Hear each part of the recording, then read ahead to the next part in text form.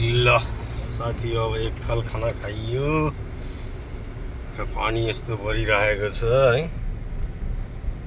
अब कति जाम मिल्ने फेरि आज साउनको महिनामा कावड लिएर आउनेहरू हरिद्वारबाट त्यस्तै हुन्छन्।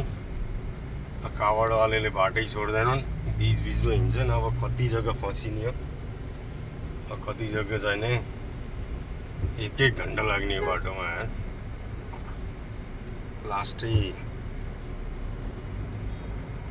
पानी आज कति एक हप्ताबाट जाने कन्टिन्युस परेको एक हप्ता भन्दा पनि धेरै भयो। पानी कन्टिन्युस परेको अहिलेसम्म नि पानी परिराखेको छ। ल हेरौँ यस्तो छ साथीहरूलाई। कोही यता छाता ओढेर हिँडेका छन्, बाइकमा रेनकोट ल हेर यस्तो पानी परिराखेको छ। के गर्ने गाइस, यस्तै छ नगुरी।